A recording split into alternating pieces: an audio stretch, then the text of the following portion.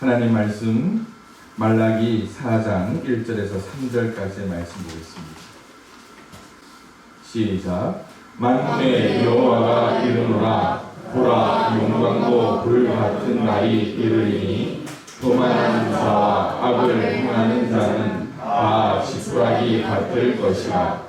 그 이르는 날에 그들을 살라 그 뿌리와 가지를 남기지 아니할 것이로되 내 이름을 경외하는 너희에게는 공의로운 해가 떠올라서 심한 광선을 비추리니 너희가 나아가서 외양간에서 나온 송아지 같이 뛰리라. 또 너희가 악인을 밟을 것이니 그들이 내가 정한 날에 너희 발가락 밑에 새와 같으리라. 만군의 여호와의 말이니라. 아멘. 할렐루야. 아멘. 이 말라기를 읽다 보면 생각나는 것이 한 가지가 있습니다. 신학교 다닐 때 이 다른 과, 성경과 무관한 과가 있어요.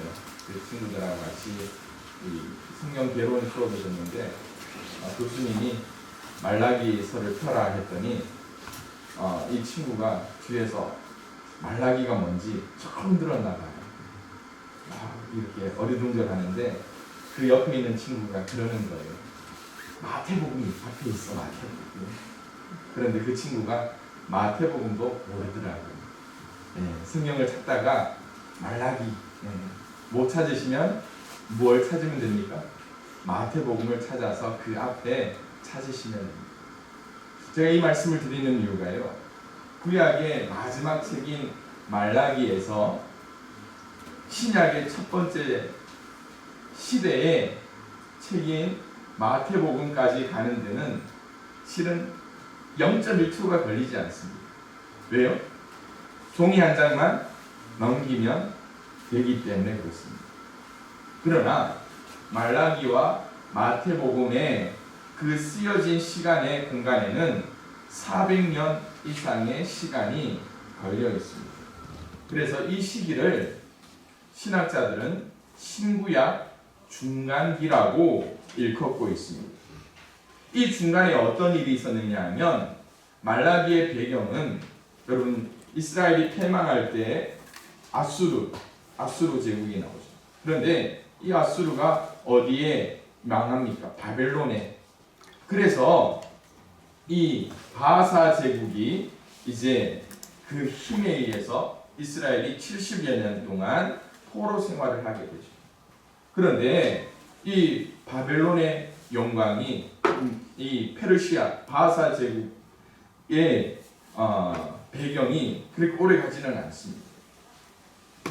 그래서 이제 신약 성경 마태복음에 가면 그 배경이 어느 시대, 어느 나라가 지배하는 시기가 됩니까? 로마라는 나라가 와서 시대의 판도가 바뀌게 됩니다. 다시 말해서 페르시아 제국부터 260년의 역사를 가진 헬라 제국, 그 중간에 이스라엘에 어떤 일들이 일어나느냐 하면 마카비 가문이 일어나서 독립운동도 하고, 또 이스라엘의 하스몬 왕조, 헤롯 왕조, 그리고 이제 로마에 의한 통치가 이루어지는 것이 바로 말라기에서부터 마태복음까지 1초도 걸리지 않는 그 종이 한 장 사이에서 일어난 일들입니다. 그래서 이 신구약 중간기를 또 많은 사람들은 하나님의 침묵기라고 부릅니다. 하나님께서 응답하지 않습니다.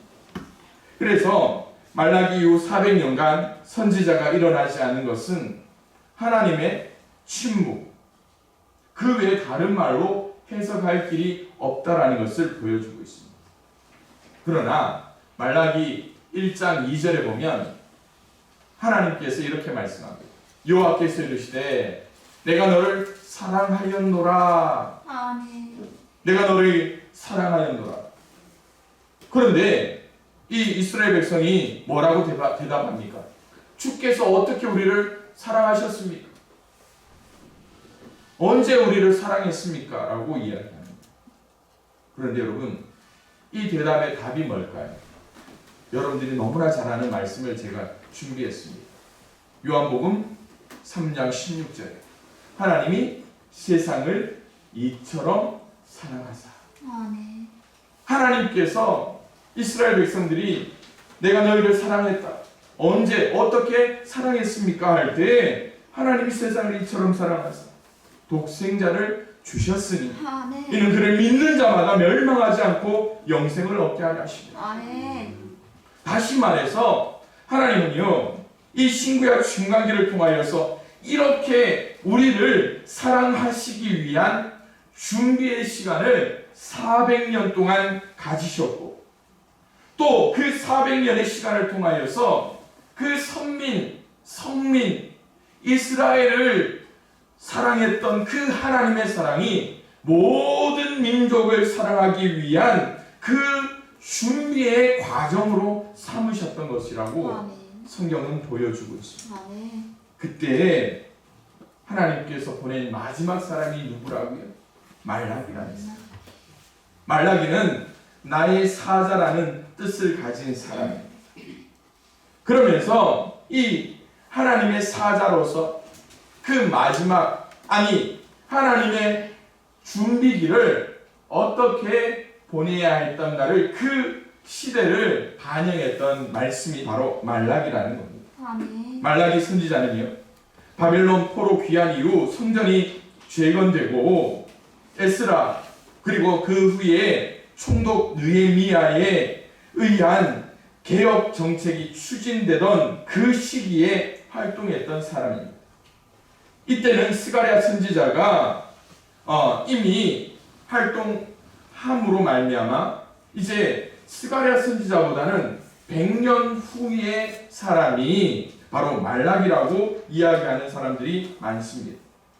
그 단계에서 말라기가 살았던 이 하나님의 침묵기 이전에 이스라엘 상황이 어땠는가를 여러분 한번 짐작해 보자. 포로 생활에 이제 마치고 돌아온 유다 백성들은 성전 재건을 합니다. 그런데 여러 가지 방해가 일어날 때에 이제 이 2년여 동안 성전의 기초를 낳았지만 몇 년 동안 이 성전 재건이 중단되었다고요? 16년 동안 중단됩니다. 모두가 신앙의 침체기를 가져 있었을 때, 그때 학개 선지자, 그리고 지난주에 봤던 이 스가랴 선지자를 통하여서 다시 힘을 얻은 후에 성전 재건, 재기를 하고 나서 100여 년의 시간이 지났습니다. 그런데 이스라엘 상황을 다시 한번 보면 놀랍게 바뀌어 있습니다. 하나님께서 말씀하시던 메시아가 그들 가운데 나타나지 않습니다. 다시 말씀드리면 하나님께서 그들에게 보내시고자 하는 예수님의 그 탄생이 나타나지 않는 시기에 그들 심령이 어땠을까요? 여러분, 약속을 기다리다 이루어지지 않으면 어떻습니까? 아마 속이 탈 거예요. 그런데 그 속이 타는 것이 무뎌지면서 어떤 일들이 일어나느냐 하면 신앙적으로 그리고 윤리적으로 점점 나태해져 간다는 거예요.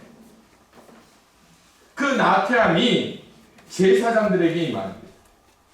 하나님께서 제사장들의 죄를 지적하는 것이 말라기 1장 6절에 나옵니다. 그것이 무엇이냐면 하나님을 공경하지 않습니다. 하나님을 두려워하지 않습니다. 하나님의 이름을 멸시할 뿐만 아니라 하나님의 제단에 더러운 빵을 바치고 흠이 있는 짐승을 하나님의 제단 가운데 바치고 있습니다. 제사장의 죄뿐일까요? 그 제사장의 죄에 이어서 백성들의 죄를 1장 10절 이하에서 지적하고 있습니다. 하나님께서 유다 백성이 싫다고 말씀하시며 제물 또한 받지 않겠다라고 말씀합니다.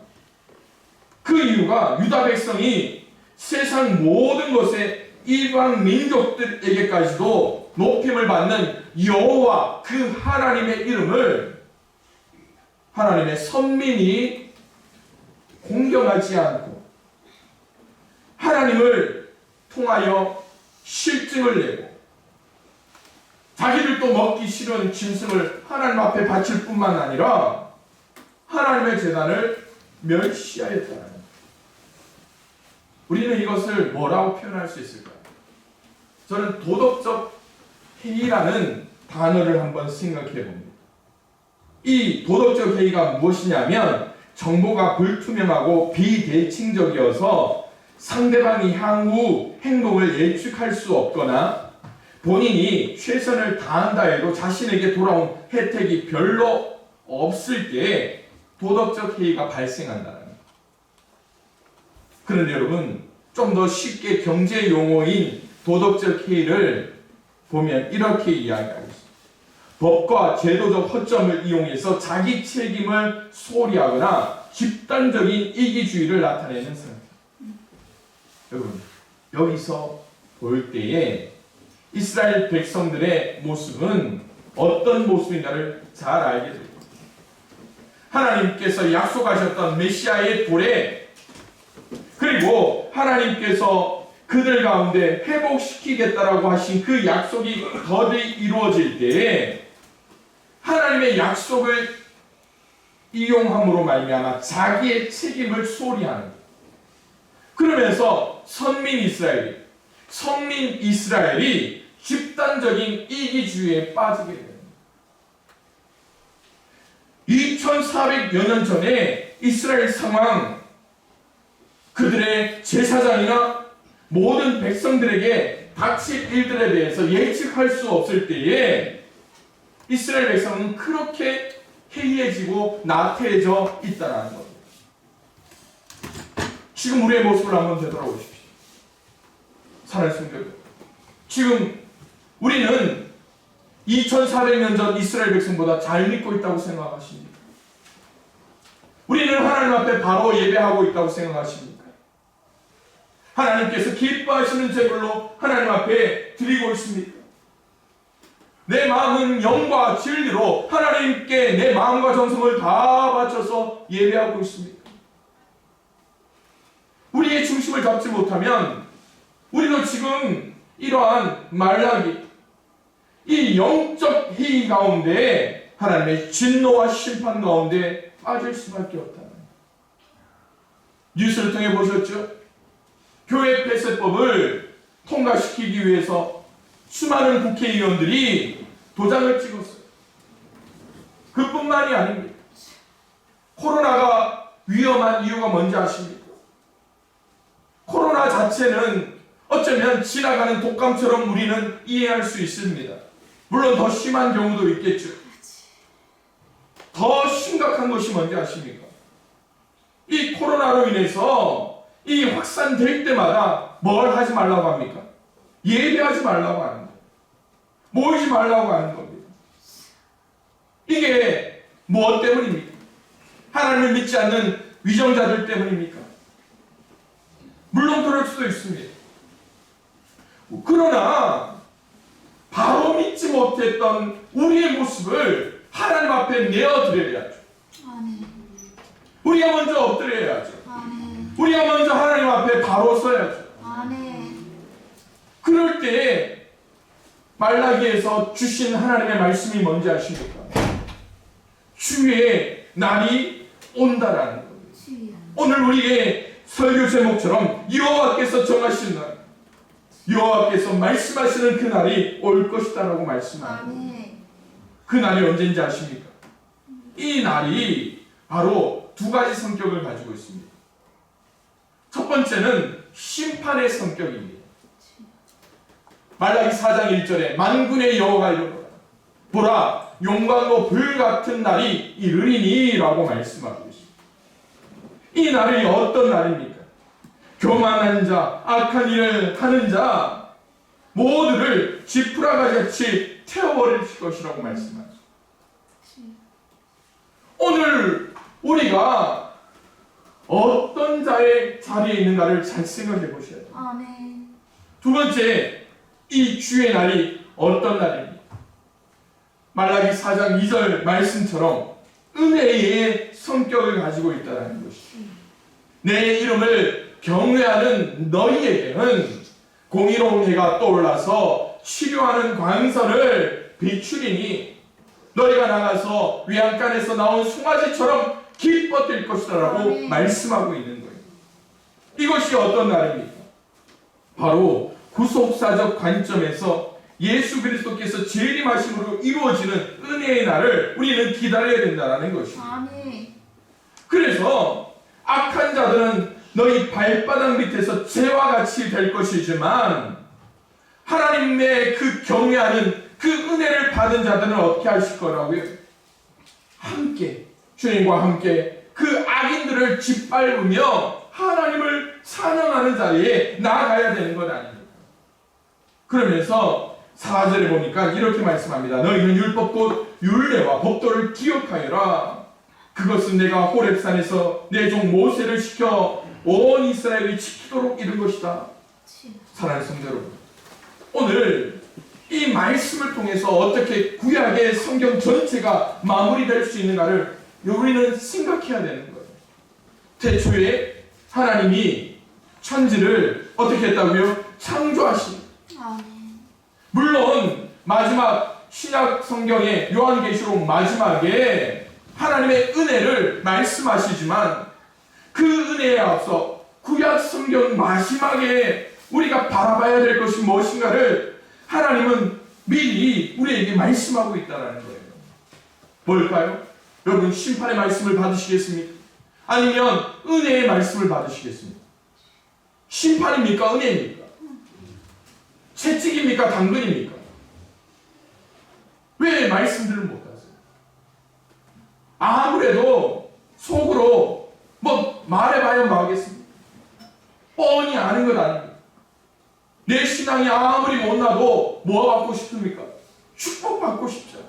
은혜 받고 싶잖아요. 송아지처럼 뛰고 싶잖아요. 그것이 당연한 겁니다. 그러나 그러기 위해서 우리에게 필요한 것이 뭘까요? 본질. 여호와께서 정하신 날 그것이 우리에게 어떤 본질인가요? 그 날은 언제인지 모르지만 분명히 온다라는 거예요. 아멘. 말라기에 나온 이스라엘 백성들이 하나님의 약속이 더뎌지니까 영적인 회의 가운데 빠지며 예배 자리에 나오지 못했지만 이제는 우리가 2400년의 시간을 통하여서 기다리고 기다렸더니 마침내 그 날이 2400년 동안 더 가까워졌던 것 아닙니까? 또 하나 본질이 뭔지 아십니까?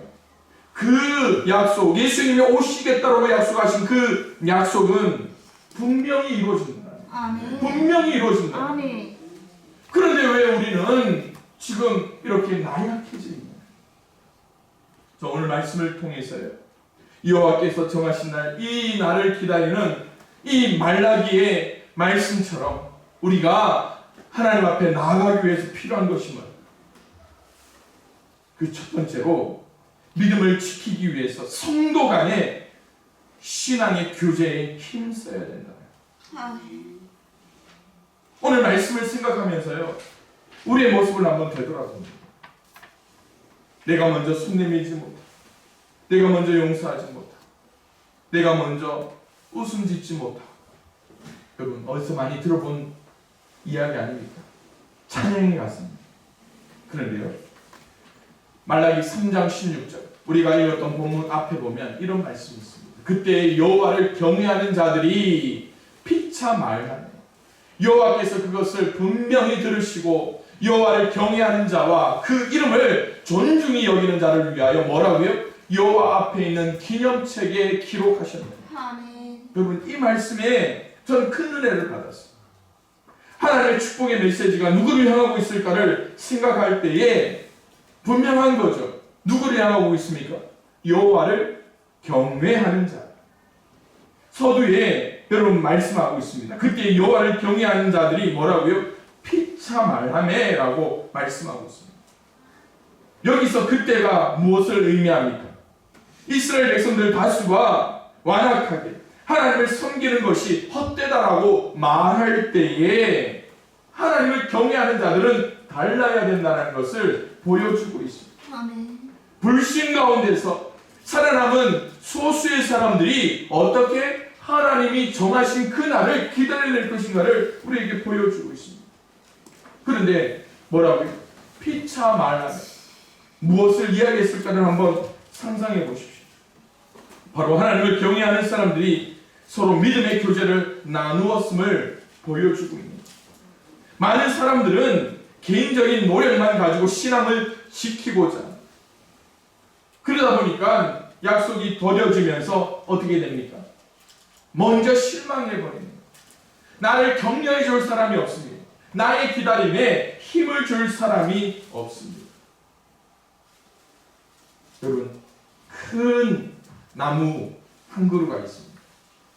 그 숲에 큰 나무를 베버려버려요. 어떤 일이 일어날까요? 큰 나무를 베는 순간 그 아래에는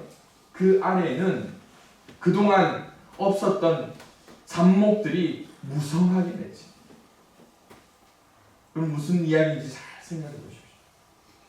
그냥 큰 숲에 거대한 고목들이 자리 잡고 있는 그 산에는요, 잡목들이 없습니다. 무엇 때문이냐? 큰 나무들이 그늘을 지어버리고 영양분을 뺏어버립니다.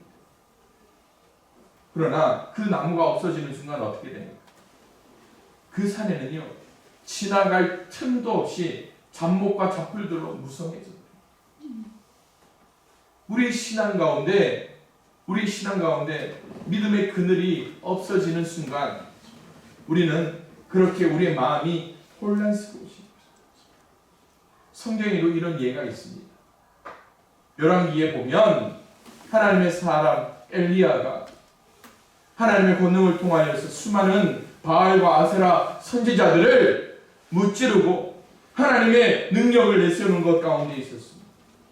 그런데 그가 영적으로 탈진함으로 함께 위로하고 말씀을 나눌 사람이 없음을 그가 깨달았을 때 어떤 일이 일어납니까? 하나님 앞에 가서 어떻게 달려갑니까? 나를 죽여달라고. 그럴 때 하나님께서 뭐라고 합니까? 그러나 내가 이스라엘 가운데 뭘 남기리니? 7,000명을 남기리니 다 바알에 무릎 꿇지 아니하고 다 바알에게 입맞추지 아니한다. 오늘 우리의 심령을 되돌아보면 영적 무기력, 때로 나 혼자 잘 살아 하시는 성도들이 있다면 오늘 하나님의 나를 바라보면서 우리는 피차 서로의 신앙의 끈을 붙잡을 수 있는 동력의 관계가 되게 됩니다. 이스라엘 역사 가운데 나타났던 일들이지 않습니까? 오늘 말라기를 통하여 주시는 말씀이 뭔지 아십니까? 하나님께서는 선민 이스라엘을 포기하지 않으셨다. 아멘. 선민 이스라엘을 포기하지 않으셨다라는 겁니다. 아멘. 여러분, 이게 얼마나 큰 은혜인지 아십니까? 그 은혜가 어떻게 우리에게 나오는지 여러분 상상해 보십시오. 하나님은 오늘 우리 양평교회를 포기하지 않으셨다. 아멘. 하나님께서는 나를 포기하지 않으셨다라는 거예요. 아멘. 여호와께서 우리에게 정하신 은혜가 있기 때문이에요. 그런데 피차 성도의 교제를 나누기 위해서 우리에게 필요한 것이 있다라는 거예요. 나 혼자 붙잡혀서는 안 된다라는 겁니다. 우리 옆에 계신 분들에게 이렇게 이야기합시다. 우리 옆에 사람을 보면서 하나님은 당신을 포기하지 않습니다. 하나님은 나도 포기하지 않습니다. 하나님께 받은 사랑을 통해서 이렇게 해봅시다. 나도 당신을 포기하지 않겠습니다. 웃을 이야기가 아니에요. 여러분, 우리가 물에 빠져보십시오. 옆에 금방 이야기한 대로 나도 당신을 포기하지 않겠습니다. 아멘. 나 혼자 살려고 하지 마십시오. 아멘. 같이 살아야 되는 거예요. 아멘. 그러기 위해서 신앙의 교제가 중요한 겁니다. 말라기처럼 신약의 히브리서에도 이런 이야기를 하고 있습니다. 모이기를 피하는 어떤 사람의 습관같이 하지 말고 뭐라고요? 오직 권하여 그날이 가까움을 볼수록 어떻게 하자고요? 더 모이자라고 이야기해요. 아멘. 놓치지 말자라고 이야기하는 거예요. 그 날이 가까움을, 그때가 언제입니까? 오늘 우리의 설교 제목처럼 여호와께서 정하신 날이라는 겁니다. 그러기에 사랑하는 성도들, 여러분이 교회예요. 믿습니까? 여러분이 교회예요. 아멘. 왜 아멘 하셔야죠. 여러분이 교회입니다. 아멘. 그런데요, 더 진한 이야기 하나 드릴게요. 세상 사람들은 여러분을 뭘로 보는지 아십니까? 세상 사람들은요, 여러분을 예수로 봅니다. 예수로. 뭔지 아시죠? 여러분들이 잘못하고 교회가 잘못하면 누구를 욕하던가요? 예수를 욕합니다. 여러분 스스로 무너지지 마십시오. 여러분 스스로를 포기하지 마십시오. 아멘. 옆에 있는 형제 자매를 포기하지 마십시오. 특별히 이제 2021년도를 향해 나아갈 때에 더욱더 견고한 사랑의 끈으로 우리가 뭉칠 수 있었으면 좋겠습니다. 두 번째로, 여호와께서 정하신 날을 위해 나아갈 때에 십자가를 지고 의를 위해 싸울 수 있는 성도의 삶을 살 수 있는 여러분들이 되기 원합니다. 아멘. 오늘 성경을 읽으면서 가장 중요하게 와닿았던, 여러분들에게 와닿았던 단어가 있다면 바로 어떤 단어일까요? 여호와를 경외하는 자, 내 이름을 경외하는 자라는 겁니다. 아멘. 그 약속 가운데 여러분들이 나아가길 원하잖아요. 아멘. 그래서 내 이름을 경외하는 너희에게 어떤 일들이 일어난다고요?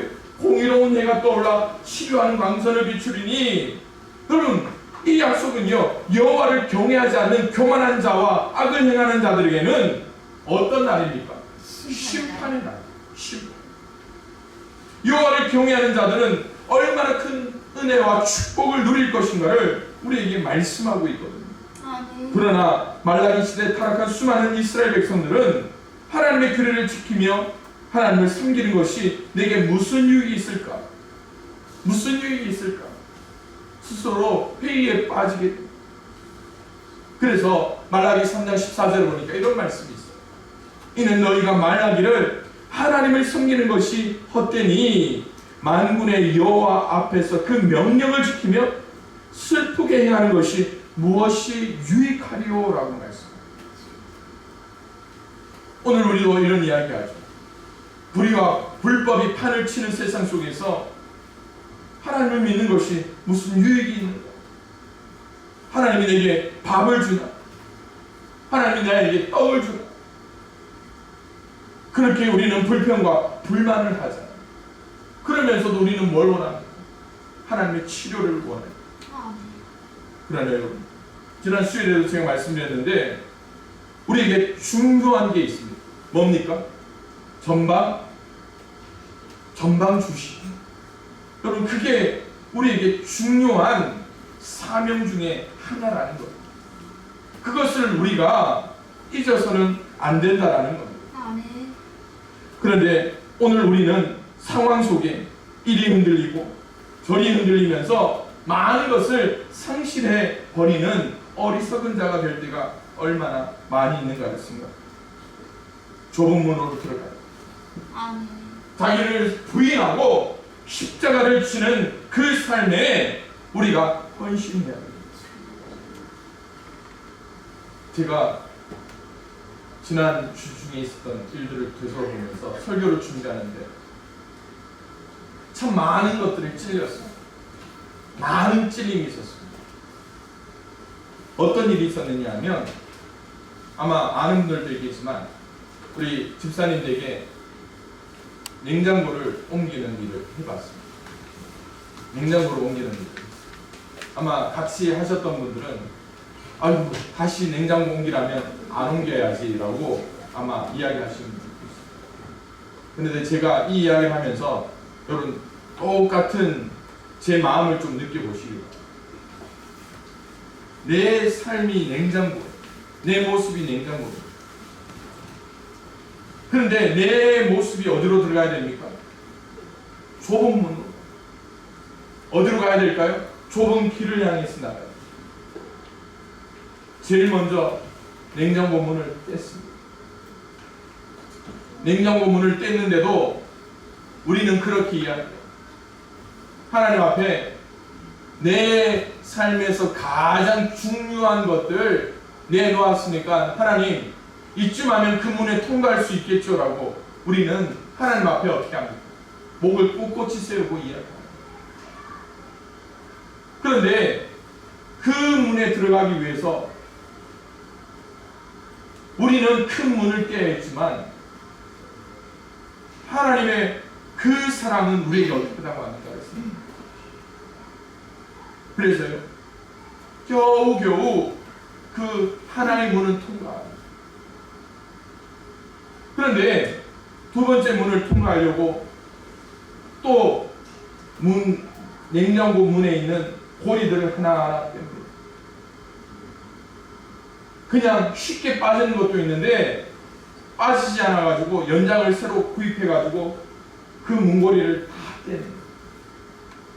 그런데요 그 속에는 우리의 옛 습관, 내가 가장 좋아하는 것 하나하나까지 그 문고리에 포함되어 있다. 그러면서 어떻게 합니까? 하나님, 이 비상금처럼 숨겨놓은 이거는 안 떼고 그 문에 통과해도 되겠죠? 라고 이야기합니다. 통과할 수 있을까요? 통과하십니다. 또 내 마음대로 생각하고 어쩌면 내가 주인이 되려고 했던 그 모습도 우리는 그냥 그 냉장고에 달아서 그 안에 들어가서 통과하려고 해요. 될까요? 안 될까요? 냉장고로 옮기신 분들은 아십니다. 어떻게 해야 됩니까? 냉장고 테두리에 있는 모든 고리와 그 장식품들을 다 뜯어내고 그래서 그것들을 밖에다 두고 겨우겨우 그 좁은 문으로 들어갔더니 그 집에서 사용할 수 있고 오늘 우리의 모습이 마찬가지입니다. 고난, 고통, 외로움 이런 것들을 어떻게 합니까? 얼른 떼가지고 내려놓고 싶으니까 그냥 다 내려놓습니다. 그런데 세상의 유익과 내가 가지고 있는 그런 하나하나들은 어떻게 해요? 그대로 짊어지고 십자가를 향해서 나아갈 때 안 된다. 그래서 하나님 우리 중에 뭔지 아십니까? 고난이라는 것을 우리에게 허락해 주십니다. 베드로전서에 이렇게 말씀합니다. 오히려 너희가 그리스도의 고난에 참여하는 것으로 즐거워. 아멘. 시편 기자처럼 고난이 내게 유익이라고 말씀하고 있습니다. 아멘. 이는 내 의의 영광을 나타내실 때에 너희로 즐거워하고 기뻐하게 하려 합니다. 사랑하는 성도, 우리의 신앙의 모습 속에서 하나님이 기뻐하십니다. 하나님께서 원하시는 것이 무엇? 그것은요, 우리가 복 받는 것을 원합니다.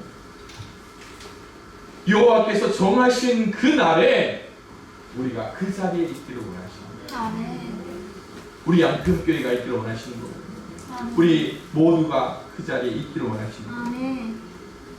그때는 우리가 알 수 없게 더욱더 믿음을 지키며 성도의 교제, 십자가를 지고 의를 위해 싸우며 내 삶을 통하여 하나님 나라에 합당하지 않는 것들을 지어내릴 수 있는 우리 모두가 될 수 있도록 주님의 이름으로 축원드립니다.